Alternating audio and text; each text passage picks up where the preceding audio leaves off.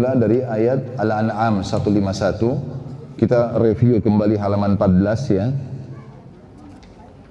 Yang bunyinya a'udzubillahi minasyaitonirrajim wala taqtulu auladakum min imlaq. Janganlah pernah kalian membunuh anak-anak kalian karena takut miskin. Karena takut miskin.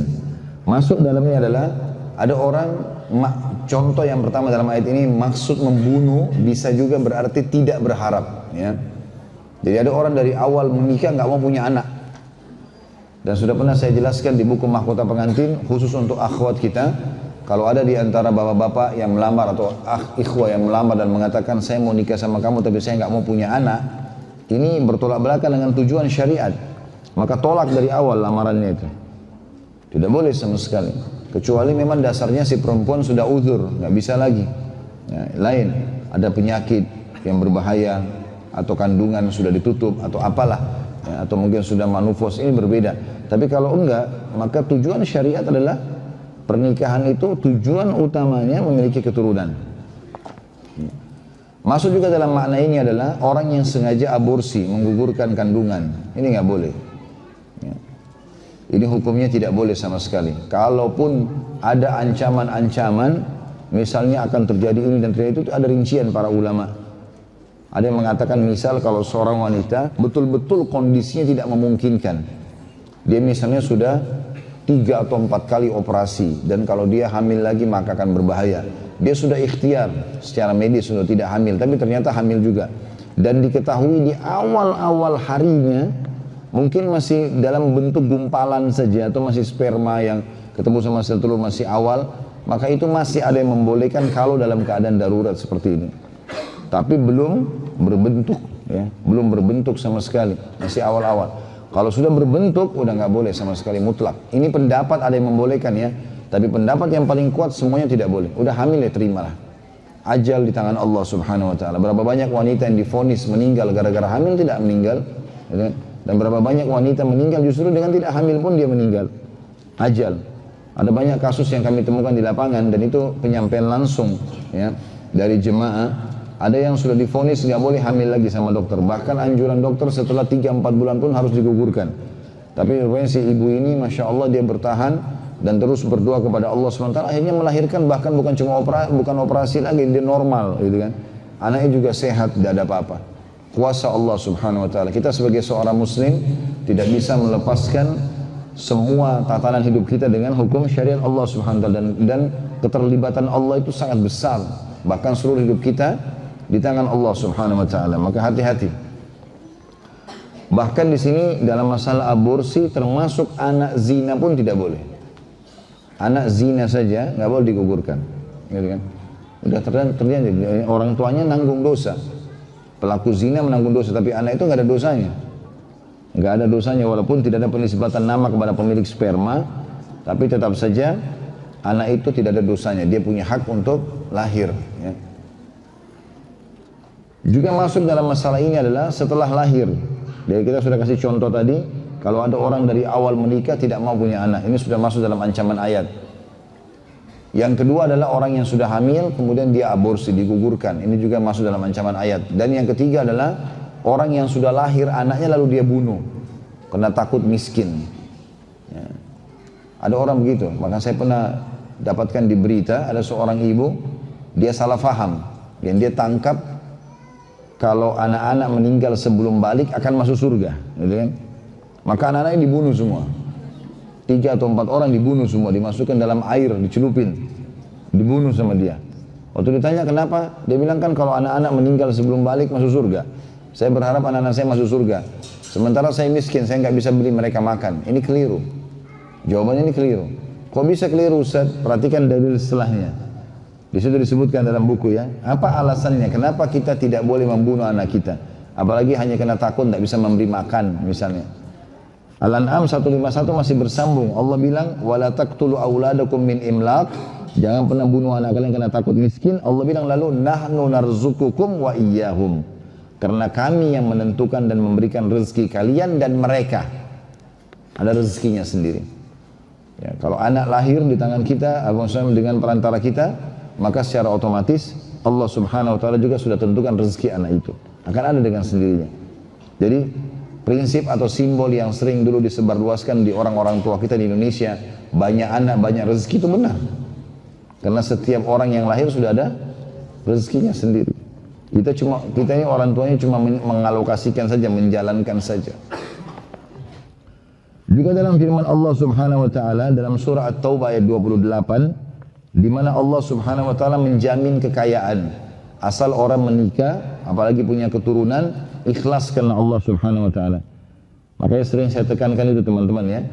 Yang sudah menikah pun, yang hadir di ruangan ini, bahkan sudah sepuh pun, kalau dulu menikahnya sama juga yang masih bujang dan gadis, kalau dulu yang sudah menikah ini niat menikahnya karena suruhan orang tua, hanya karena suka sama pasangan, hanya karena terdesak masalah ekonomi, hanya karena semua teman-teman sudah menikah, kita belum, itu semua niatnya harus diubah. Menikah karena perintah Allah dan Rasulnya, karena ini ibadah ya. Bisa dikasih contoh juga kalau orang datang di majelis ilmu begini, atau orang pergi sholat, kalau dia datang sholat atau majelis ilmu, niatnya karena diajak teman, karena hanya ingin tahu isi materinya apa sih ya, atau karena keadaan apa boleh buat, diwajibkan misalnya oleh suaminya atau itu istrinya atau orang tuanya, maka harus diubah niatnya, karena tidak ada pahalanya nanti. Pahalanya memang karena ingin menghadiri majelis ilmu. Sholat memang karena ini perintah Allah, bukan karena terpaksa. Ya, sama dengan punya anak dan segala macam ini harus diniatkan karena Allah Subhanahu wa taala, termasuk dalam masalah pernikahan. Allah menjelaskan dalam surah At-Taubah ayat 28, A'udzu billahi minasyaitonir rajim, wa in khiftum 'ailatan fasawfa yughnikumullahu min fadlihi insya innallaha alimun hakim. Dan jika kalian khawatir menjadi miskin karena orang-orang kafir itu tidak datang, maksudnya ini kepada para muslim, sahabat Nabi dulu, khawatir orang-orang kafir tidak transaksi sama mereka kalau mereka muslim dan seterusnya, maka Allah akan memberi kekayaan kepada kalian dari karunia-Nya jika Dia menghendaki atau menghendaki. Sesungguhnya Allah Maha mengetahui lagi Maha bijaksana. Artinya Allah SWT tekankan di sini, jangan pernah takut dengan keadaan apapun, sampai kalian tidak ada pekerjaan pun, pengangguran, ya, belum dikenal oleh orang, tidak ada kenalan, datang di satu wilayah memang masih asing, semua itu tidak ada alasan, bukan udzur. Allah SWT sudah tentukan rezeki kita dimanapun rezeki itu ya. Kalau Allah sudah tentukan teman-teman, makanan itu akan jadi rezeki kita, dan makanan itu ada di Bandung, dibuat 3 hari lagi, kita akan ke Bandung nanti hari ketiga dari sekarang, dan kita akan makan makanan itu, akan sampai ke kita rezeki itu, tidak ada yang luput. Bahkan kata Nabi SAW dalam hadis sahih, tidak akan meninggal satu orang ya, atau sosok manusia kecuali semua rezeki yang Allah tentukan di Lauhil Mahfuz sudah datang padanya. Gak mungkin kita meninggal kecuali semua yang Allah catatkan sudah sampai. Mau gak mau, sudah sampai rezeki itu. Maka jangan sampai kita membunuh gara-gara ini. Pertama, membunuh sendiri dosa besar. Yang kedua, berprasangka buruk sama Allah, seakan-akan Allah tidak tentukan atau berikan rezeki kepada anak-anak ini. Juga ayat yang lain atau ayat yang sama, maaf, Ali Imran masih Al-An'am tadi 151, wala taqtulu auladakum min imlakin nahnu narzuqukum wa iyyahum ya. Ini diulangi lagi oleh penulis seperti tadi, janganlah membunuh anak-anak kalian karena takut miskin, kamilah memberi rezeki kepada kalian dan kepada mereka. Ada ayat yang serupa juga ya, tapi saya lupa di surah apa. Allah Subhanahu wa taala membalik, kalau di sini dikatakan nahnu narzuqukum wa iyyahum, kami memberi rezeki kalian dan mereka. Di ayat lain Allah bilang nahnu narzuquhum wa iyyakum, karena kami yang memberi rezeki mereka dan kalian. Jadi kedua ayat ini saling menguatkan satu sama yang lain. Jadi dua belah pihak, orang tua dan anak, atau anak dengan orang tua, semuanya Allah sudah tentukan rezekinya. Tugas kita menerima itu sebagai keputusan Allah. Mau anak itu lahir sempurna, cantik, gagah atau jelek, sakit, itu amanah dari Allah. Ya, kita mengejar pahala di situ. Mengejar pahala dengan memberikan yang terbaik, karena ini amanah dari Allah Subhanahu wa taala. Imam At-Tabari, kata beliau di sini penulis, meriwayatkan dari Abu Hafs radhiyallahu anhu, Umar bin Khattab maksudnya, bahwa Nabi SAW bersabda, la yadha ahadukum talabal walad fa innar rajula idza mata wa laysa lahu waladun inqata ismuh.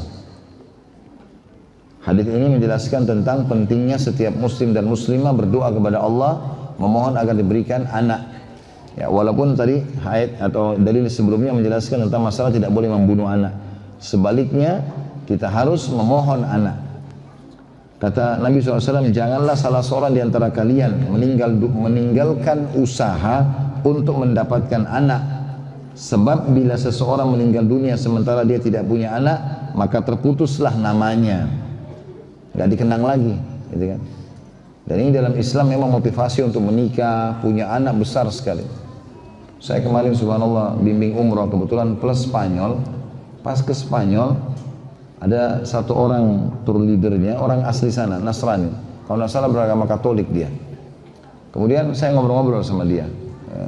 Pada saat lagi ngobrol sama dia, ternyata dia sudah umurnya itu 55 atau nggak nikah. Terus saya tanya, kenapa kamu nggak nikah? Dia bilang, saya bahagia hidup begini. Saya nggak ada beban pikiran, cuma sekedar menanggung diri sendiri, gitu kan. Terus saya tanya, bagaimana dengan kebutuhan biologis kamu?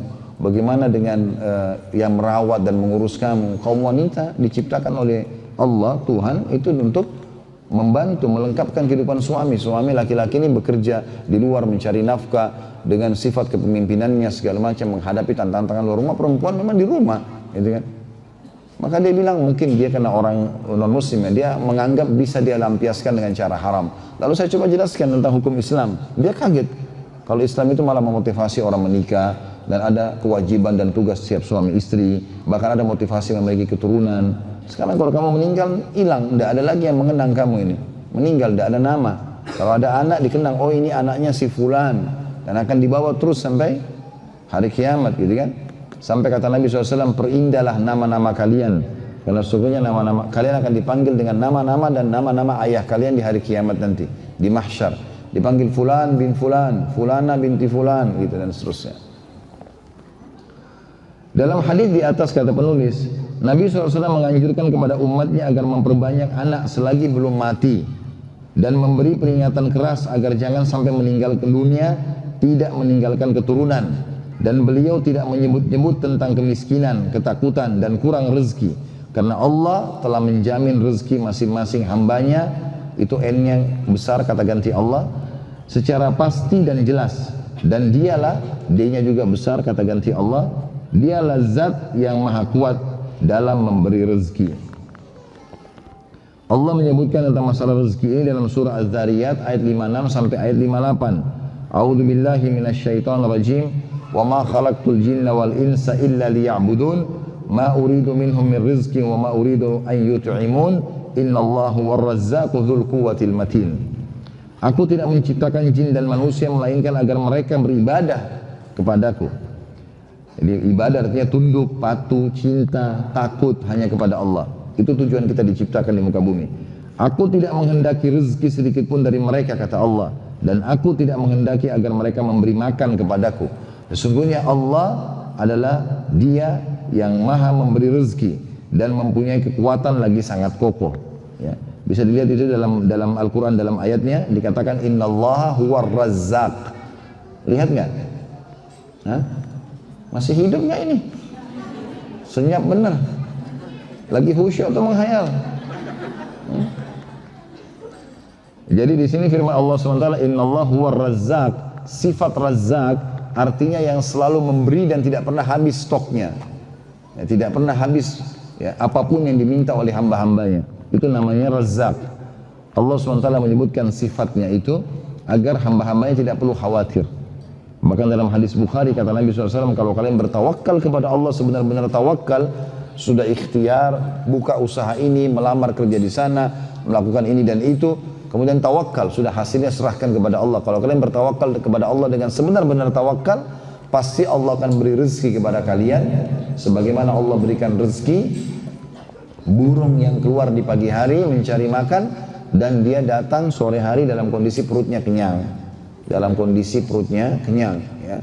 Jadi di sini kita harus yakin Allah Subhanahu Wa Taala pemberi rezeki.